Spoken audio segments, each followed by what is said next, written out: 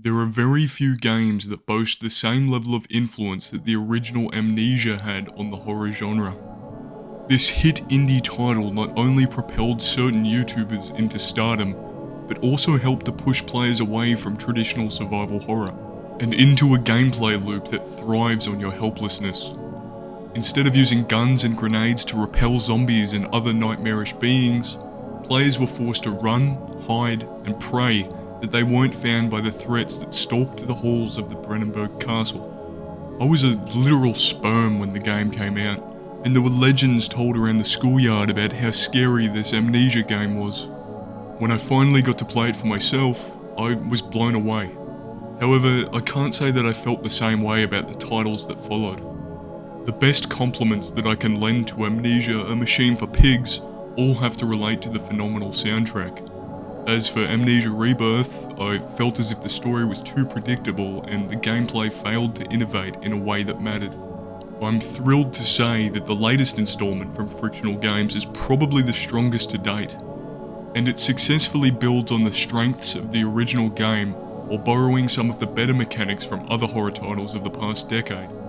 Amnesia: The Bunker does not reinvent the wheel, but the team at Frictional have crafted a compelling, haunting experience that should be felt firsthand. For years, the most common type of horror game has been a spin on the walking simulator. Players would have no means of defending themselves, being forced to flee from their attackers and hide in barrels or under beds. I will admit that games such as Outlast and Soma have done this to great effect, but I would much prefer having some defensive options. It was so frustrating in Outlast 2 where there were situations where any normal person would kick the shit out of their attacker, but the protagonist just struggles and breathes heavily instead. It has taken the industry the better part of a decade to realise that this just isn't as fun as typical survival horror. Thankfully, The Bunker blends both game styles and creates something that is akin to Alien Isolation. The player is given a small variety of different explosives, firearms, and environmental traps to defend themselves from the monster that lurks underground. Although there are probably less than 20 rounds of ammunition to be found throughout the 4-hour playthrough, so they are meant to be used as a last resort. All of the item placements and codes are randomized, which adds a level of replayability and uncertainty. The game also includes a shallow yet welcome crafting system that has the player deciding whether they should use fuel to craft a Molotov or power the generator that is keeping the bunker alight. There is a limited inventory and a storage box that cannot hold a lot, which will leave you deciding what is vital to your survival and what you can live without. The main issue that I had with the gameplay is the saving system. While I do appreciate the absence of autosaves, the manual saving is unlimited. Thus, I was able to decide to do suicide runs to gather information, then die and reload with more resources and the knowledge needed to complete an objective more efficiently. They could have easily included some limited fuel or tinder boxes for the lamp, which would have forced the player to carefully consider when they would save, and when they would risk losing progress. The inventory and healing system all take place within the game world, which further immerse the player in the experience. As for the behaviour of the monster, you'll have to wait a little for an explanation. This video is going to break down the events of the game, the setting, and the characters before contextualising the story. If you want to play the game for yourself, I suggest you do so, as I'll be spoiling virtually everything. I'm not going to lie and pretend that there's a super deep story and it's clear that the gameplay takes the forefront, but I want to highlight how each part of the journey and the speckled notes throughout culminate into a climactic conclusion. Without further ado, this is Amnesia: The Bunker.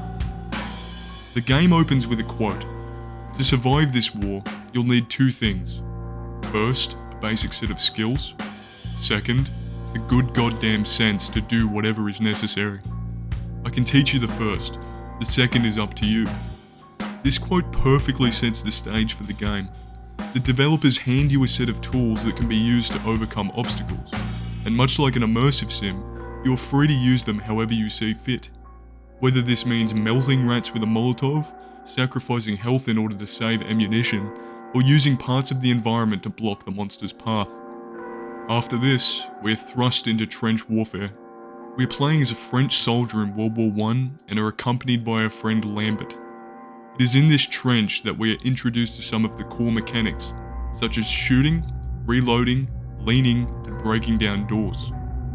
The player is met with a hail of bullets and rain, which gives us our first taste of cruelty through the horrors of war. There are few fates that are as haunting as being caught inside a cloud of mustard gas, which is exactly what happens to Henry, the soldier we are playing as. Luckily, Lambert comes to our aid and hands us a gas mask, which keeps us alive, for now. We cut to a blur. We hear Henry taunting Lambert during a game of chance. Cutting back to the present, we are on the remains of a battlefield. The bodies of fallen soldiers are strewn throughout this wasteland. The trees have been charred to soulless trunks protruding from the crusty earth. We find a smoke signal that is coming out of a giant pit. It's too dark and smoky to make out what is in it, but we work our way down there anyway. The sound of water flowing into a bottle can be heard before we give some of it to an injured Lambert. Working our way out of the pit, it is clear that Lambert is too hurt to walk, which forces us to carry him across the Badlands. Unfortunately, the duo are met with a hail of bullets from the Germans, causing them to collapse on the ground. It is here that the game truly begins. A message reads, "You are now on your own. Learn, adapt, experiment, and survive." From this point on, there is no one to hand us a gas mask when we are on the verge of death. The player is truly alone. After this, Henry mysteriously wakes up in the infirmary of a French-controlled bunker. There are no clues as to how we made it back after the shootout, and there is nothing to suggest that Lambert is still alive. There are no soldiers to be found, and the lights are out. To top all of this off, Henry is suffering from a case of amnesia. A note from Dr. Jasinski on the 10th of July 1916 states that Henry was in a weak coma state, and when he woke, he struggled to even remember his own name. We can assume from this that what we experienced before this were the comatose dreams of Henry, which explains why there were fragments of the events missing. We don't know how Lambert got trapped in the pit, how Henry got him out, or how he was rescued from the Germans. The blurry transitions between these events lead me to conclude that these are the fragmented recollections of a barely living Henry. In a medical locker, we can find the coolest piece of equipment that I've seen in a recent horror title, a dynamo flashlight. The reason that this is so effective is that it only emits light after Henry pulls the pull chain, which spins a flywheel and generates enough electricity for just a few seconds of light. With each passing second, the light slowly fades, until you either pull the chain again or are left in the dark. Turning this gadget on is extremely loud and can draw the enemy to your position if you use it carelessly, which means you have to use it strategically. With the light in hand, we can find a journal entry signed by Henry Clement on the 9th of July.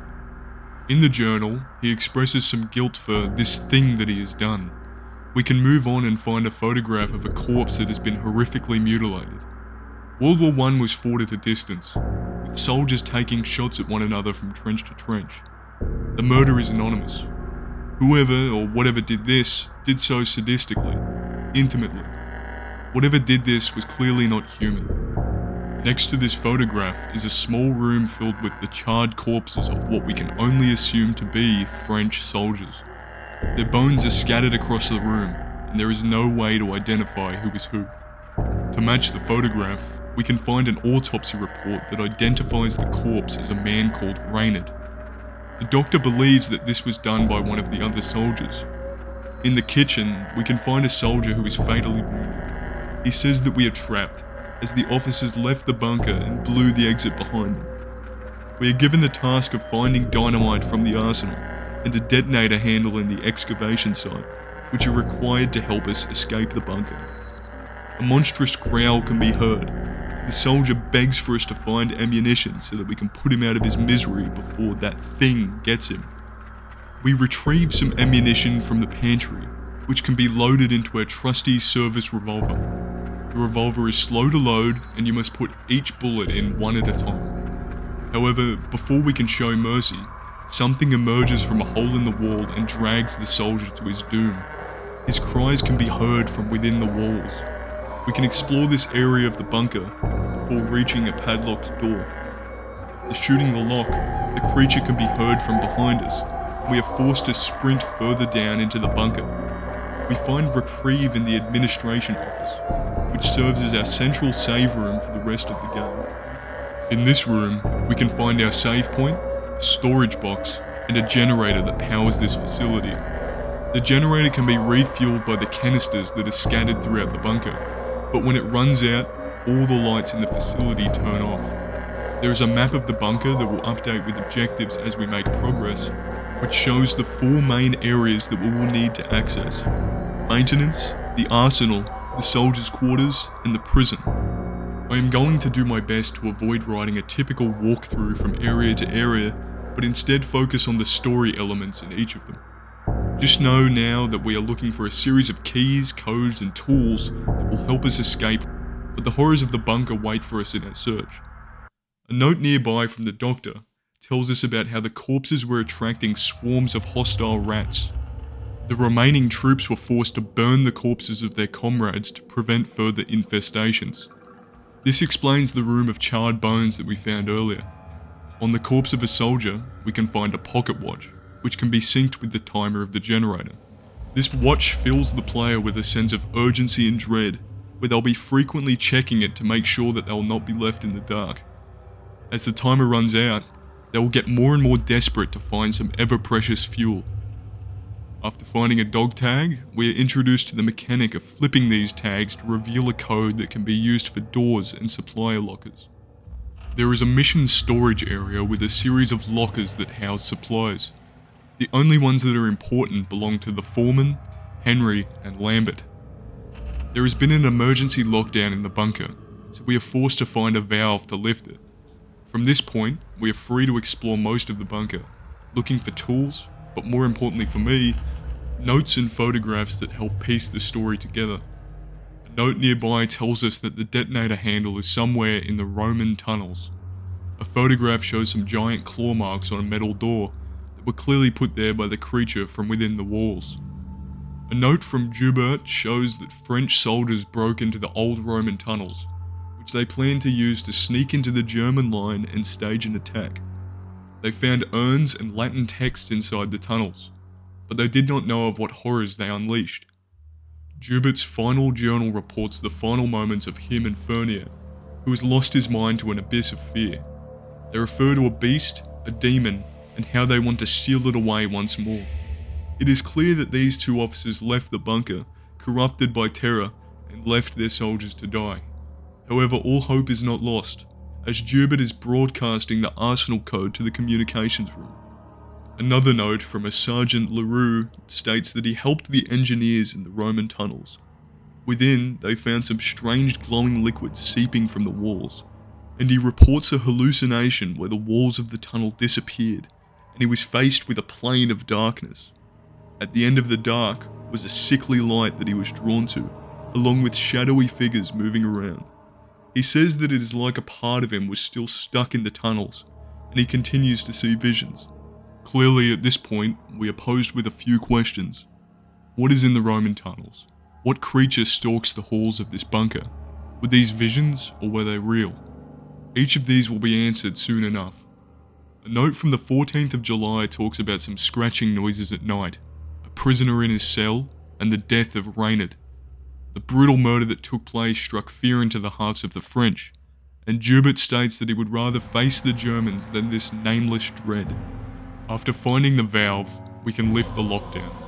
As we do so, the growls of the creature can be heard, and it soon emerges from the walls to greet us.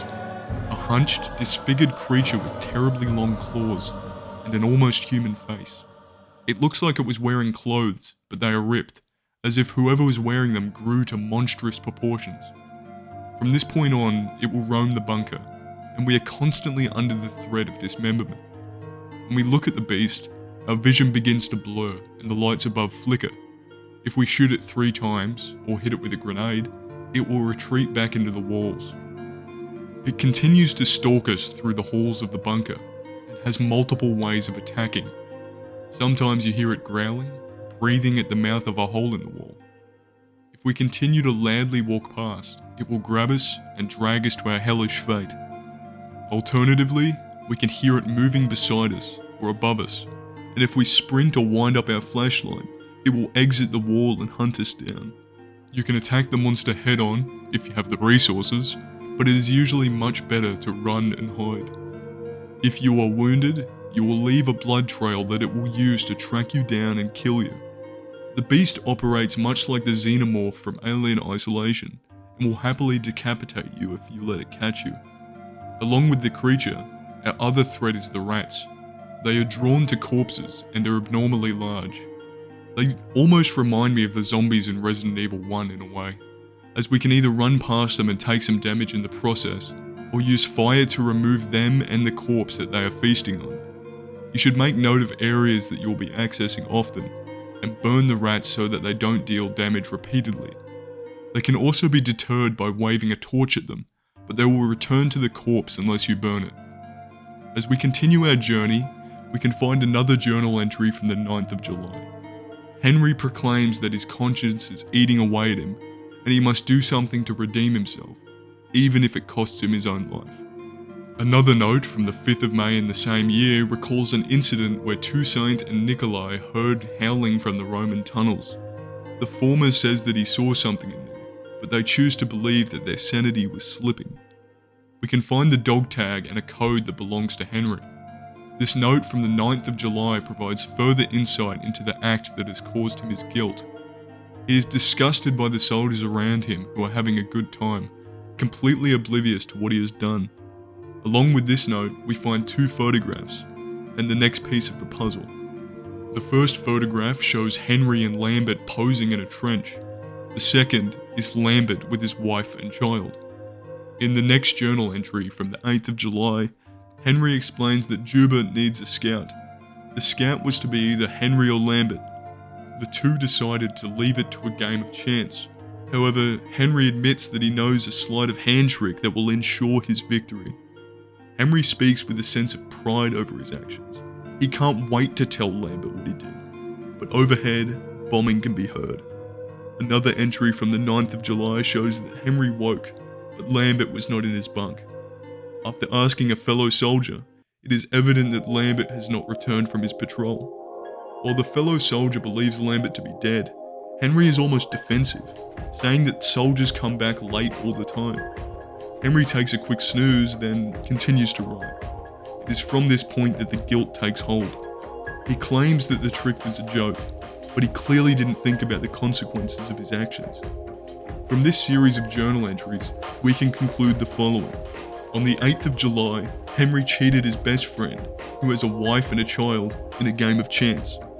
This caused Lambert to go missing, and for Henry to be consumed with guilt. This caused him to eventually leave the bunker and look for his friend, risking his life in the process. Then the events from the start of the game took place, with only Henry returning and being left in a comatose state. There are still questions to be answered, but we will not find the answers just yet. Continuing our journey, we find ourselves in search of the pillbox. This is where the foreman took his last stand. We need to find his dog tag so that we can get our hands on the socket wrench. We make our way deeper in the bunker and find out that the key to the pillbox is in the possession of Father D. Rice. Skulking our way through the halls, avoiding the beast, we can reach the chapel. We can follow a massive blood trail to the chapel door, and what's on the other side is something straight out of a nightmare. Even more blood is painting the walls and the floor. At the front of the chapel, we can see the dismembered bodies of our fallen comrades, strung up and mounted on stakes and barbed wire. We can only assume that this is the place that the beast has been using as a nest, returning the corpses here either as a source of comfort or a later source of food. In the confessional booth, we can find the corpse of Father D. Rice, who has been stabbed into the wall. Here too we can find Augustin Lambert's journal. It is dated the 11th of July, 1916. Lambert survived the shootout and made it back to the bunker somehow. He speaks about Henry in a comatose state. He speaks of the pit that he fell into. He should have died there, but Henry came to the rescue. He offered water from the spring, which had a strange, sweet taste. Water has never felt more nourishing. After the German gunfire, Henry was hit in the head. Somehow, Lambert found the strength to carry him, despite being too weak to walk just moments ago. Henry and Lambert made it back alive, but Lambert is upset that he left the rabbit toy that he wanted to give to his son back in the pit. The doctors told Lambert that Henry had awoke, but he was struggling to recollect. On the contrary, Lambert felt good, stronger and stronger. He believes that the whole ordeal filled him with a new purpose. Having discovered the horrors from within the chapel, and found the key to the pillbox, we can now climb the ladder and retrieve the foreman's code. We are quickly reminded that this is World War I, as German soldiers try to take our head off with a rifle. This is the fate that the foreman met.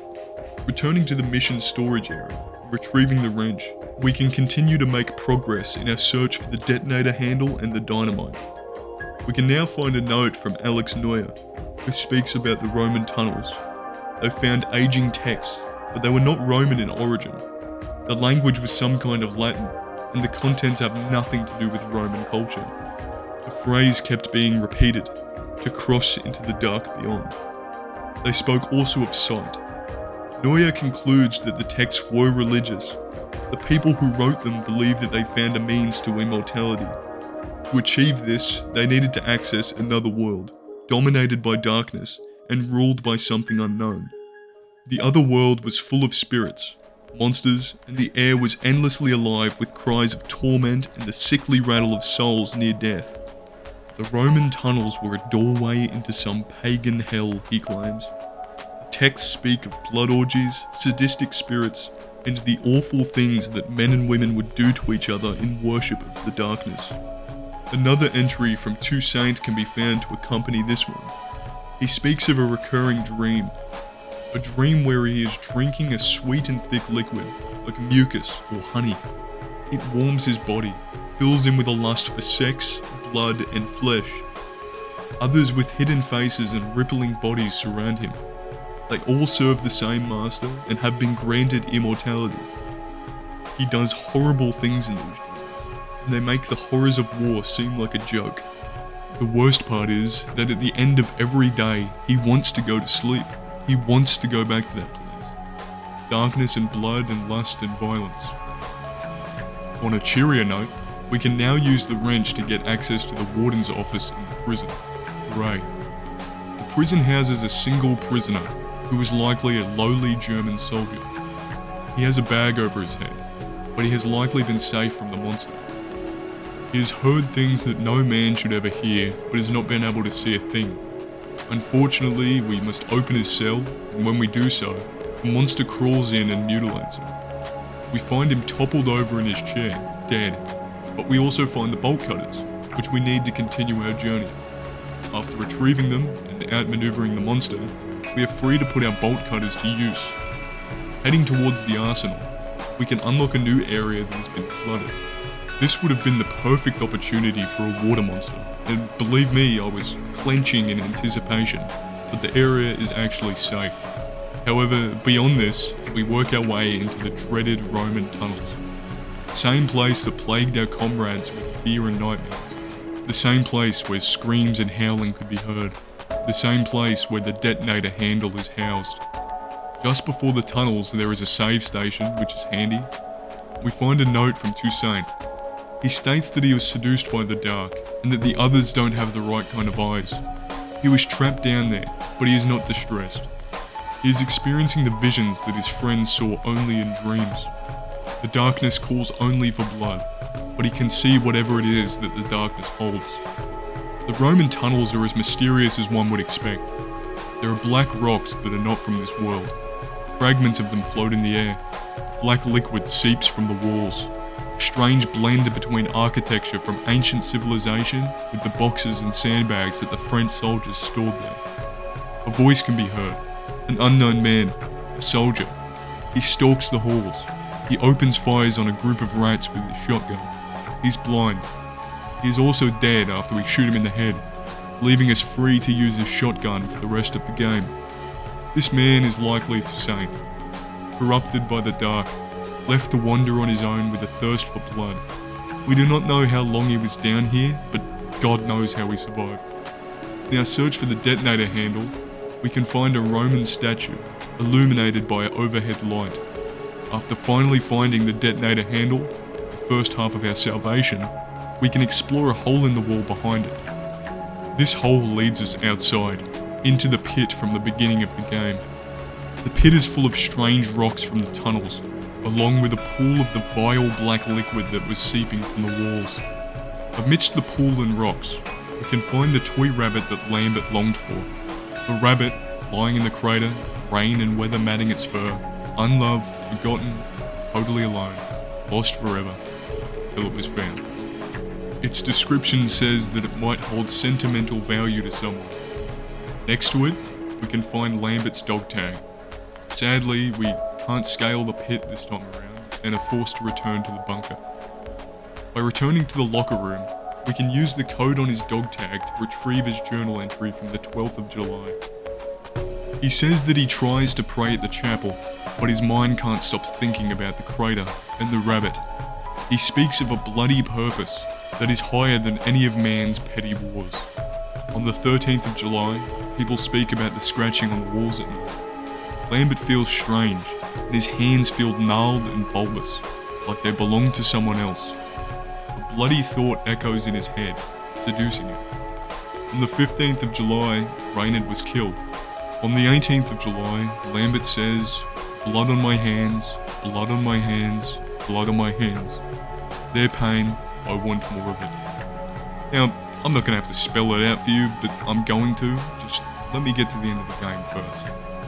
With the detonator handle retrieved, we can now break into the maze that is the storage area.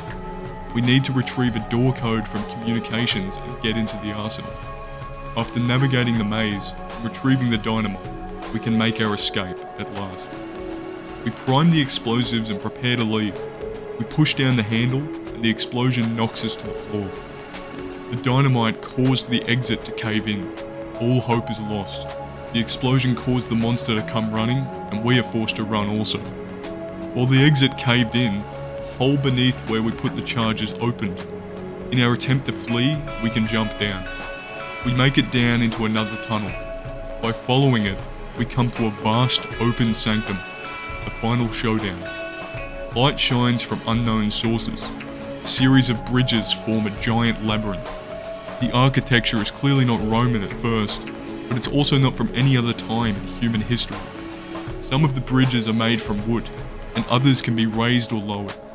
Before we can truly take in our surroundings, the monster howls. It emerges on the other side of the bridges and seems to be surrounded by Roman architecture. We can hear the crackle of strange lightning, not from above, but from below. The same statue from earlier stands in the center. Glowing clouds obscure the impossibly long pillars that the bridges stand on, and there is no ground in sight. We must play a game of cat and mouse with the monster, whose identity we can no longer deny. We are trapped in an otherworldly labyrinth with our best friend. Lambert is the final obstacle standing in our way. We are given two options: repel the beast with explosives, fire, and ammunition, in order to buy ourselves enough time to move some boxes into place and climb to our escape. Alternatively, we can throw the toy rabbit onto one of the wooden bridges. Lambert will stop and play with the toy briefly, which buys us enough time to destroy the bridge beneath it, casting our friend, or what became of him, into the limitless abyss below. Either way, we have to leave, as the cave is crumbling. Sprinting to the other side, we find a beam of sunlight and a passage to the surface. Pushing away a pile of rocks, we break out. Henry falls down a hill on the other side and is quickly reminded of what he was escaping to. A pool of blood and the corpses of his fallen allies. These corpses could be the officers that abandoned their men, having been hit by a shell during their escape. Looking around and taking in once more the horrors of war, Henry is quickly interrupted by the growls of dogs, flashlights, and the German soldiers coming for him. The credits roll. Alternatively, if we choose to escape without killing Lambert, he follows us out. Instead of killing us, he runs free. And that's Amnesia the Bunker. Now, what was all that about? After my long-winded explanation of the game's events and breaking it all down, I'd like to now put it all back together. I said at the start of the game that this game lacked the depth of the other games in the series, but it was more about the experience than it was about the greater lore implications. As we know, this is World War I. The French built this bunker toward the German lines. In May of 1916, they used the explosives to open up some Roman tunnels that were adjacent to their bunker. Initially, the officers planned to use these tunnels to march towards the Germans and launch a surprise attack. However, they did not know of the horrors that they had unleashed. Several of the division reported hearing and seeing things in the dark Roman tunnels. It started off subtly, well, more subtle than what would come after. On the 5th of May 1916, Toussaint and Neuer report seeing figures in the dark, hearing howling and whispers. This quickly transformed into visions and dreams depicting unspeakable acts. These are men who are already faced with war, but something in the dark calls to them. Something is plaguing their minds, causing them to be seduced. Moving forward, we come to the 8th of July. This was the day where Joubert required a scout. Henry betrayed his friend by using a sleight of hand trick to alter the dice roll, which led to Lambert setting out on patrol. However, he did not return. He fell into the pit and was prepared to die, cold and alone. Henry finds out that he hasn't returned and is being eaten up by his guilt. He sets out onto the German front in search of his friend. Upon finding him somehow in the pit, he climbs down. Grabbing a water bottle, he fills it. Not with water, but with the dark, honey-like liquid that people who were in search of immortality revered. After drinking this liquid, Lambert is filled with strength. After being attacked again by the Germans, the liquid restores him to health and allows him to carry Henry to safety. As we know, Henry was comatose and suffering from amnesia due to a bullet in the head, but Lambert was miraculously healing. Over the next few days, the dark called to Lambert. He slowly feels that he is losing control of his body, as if someone else is forcing his hand. The troops report hearing scratching on the walls at night, which must be Lambert stumbling around during his transformation. On the 15th of July, Reynard turns up dead. Lambert slaughtered him, but the French soldiers believe it to have been the prisoner that they had locked up. In the days that followed, Lambert's transformation continued. He knows that what he has done is horrible, but he continues to be seduced. Before he knew it, he had completely mutated into the monster that stalked us for the entire game. He wreaked havoc on the bunker, slaughtered his comrades. He began using the chapel that he continually attempted to pray at as a nest. It is unclear whether the slaughter took place in one night or across multiple, but the absence of notes detailing further deaths leads me to believe that most died during a single rampage. However, the corpses attracting rats may suggest that a few more deaths occurred under similar circumstances to Reynard, before all hell broke loose. Despite the chaos, the officers managed to escape the bunker and chose to blow the entrance in order to seal the monster away. The days of haunting visions and paranoia definitely influenced this decision, and leads you to question whether you would do the same under similar circumstances. With the officers gone and the surviving soldiers trapped, Lambert picked off the remaining survivors. The two to remain were Henry and the blind soldier from the tunnels. After Henry wakes up from his comatose dreams, the real game begins. In his quest to escape, he uncovers all the secrets that I've just explained. He finds the corpses of his comrades, who all fell during their desperate attempts in survival. The only questions left to be answered are about the Roman tunnels and the people who occupied them. To answer this question, I'll be speculating based on the information provided in the other Amnesia games, along with the clues found in the bunker. The soldiers wrote about Latin texts that spoke about a world of darkness, as well as the ability to gain immortality.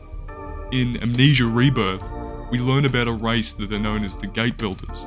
They occupy a parallel world known most commonly as the Otherworld, which is filled with nightmarish architecture and impossible technology.